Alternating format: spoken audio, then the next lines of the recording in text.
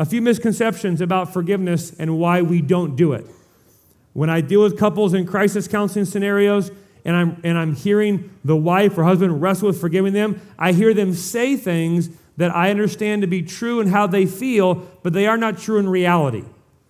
And so I want to deal with these misconceptions because some of you here in this room have an unforgiving spirit toward your spouse, and you're not going to move forward in health until you can forgive them.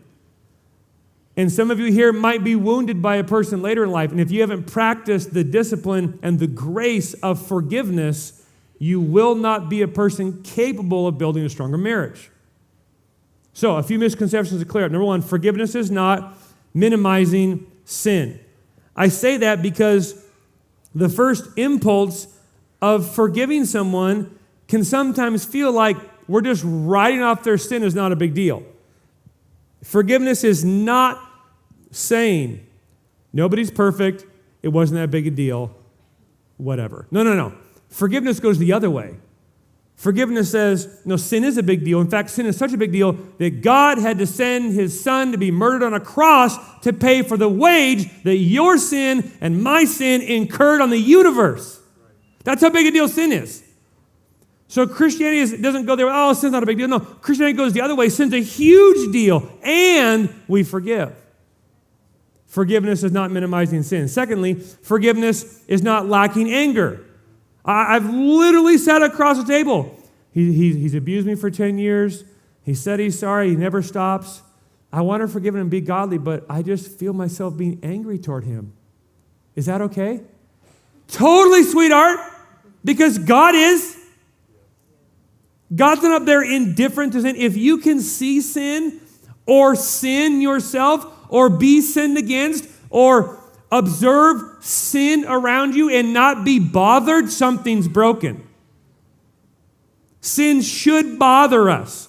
And we're not perfect, and we're not Jesus, I get it, but it is okay to be angry at sin. Forgiveness is not lacking anger. 3, forgiveness is not enabling sin. Well, he keeps asking for my forgiveness, so I keep forgiving him, and then I never confront him in his sin. Or the other way, she keeps asking me to forgive her, or she doesn't ask me to forgive her.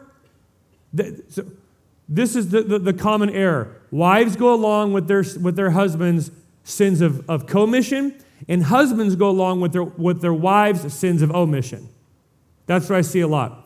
The husband keeps looking at porn, or he keeps breaking his word, or he keeps doing whatever, and she doesn't know what to do. He keeps making foolish decisions financially, or he keeps bucking authority in his life, rejecting godly counsel, and she's like, well, I'm supposed to submit, so I don't know what to do, so I'll just forgive. And rather than helping him and confronting him and trying to, she enables a sin, and that's not what we're $60,000 in debt, we're $100,000 in debt, we're one conversation, $120,000 in consumer debt. The wife found out the day before I met with him. That was a fun conversation. Combined household income of $47,000 a year. Her husband just dug a hole they have no prayer of getting out of. And what she's supposed to do in that moment? Well, we got to figure out a way to forgive him, but you can't keep enabling the sin either. So wives often enable husbands' sins of commission. Husbands often enable wives' sins of omission.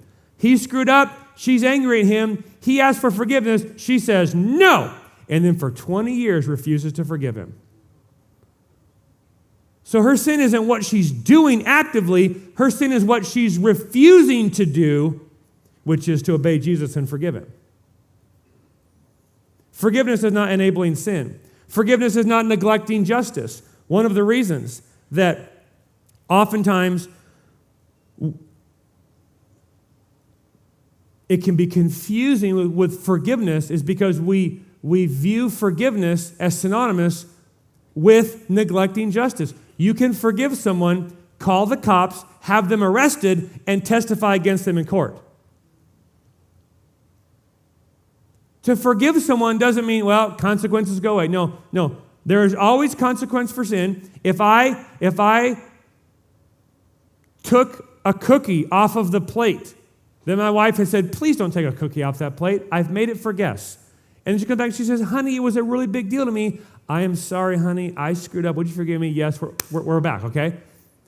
The consequence for the taking the cookie off the plate is different than I've been texting an old high school girlfriend for a year without telling you.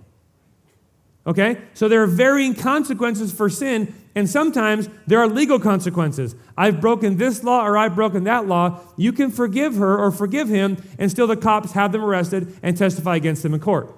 Forgiveness is not neglecting justice. In Psalm 99:8, O Lord, you were a forgiving God to them and an avenger of their wrongdoings.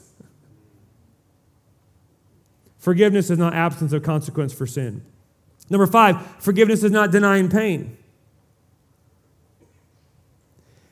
This is important because if you have a sin committed against you and it causes pain, sometimes the Christian message can be like, hey, just get over it. He's abused me physically for 10 years. Yeah, just. Really? It's not denying that pain was inflicted. They called you names in front of all the kids at school, and you're just supposed to pretend like they didn't happen? No. Don't stop here. Go watch the full message by hitting the video right here. And if you're looking for free resources and tools to strengthen your marriage, manhood, leading your family, and growing as a stronger man, head over to strongermannation.com. We've got resources and podcasts that dive deep into real life issues, fatherhood, marriage, and intimacy, and how to live clear-eyed in a confused culture.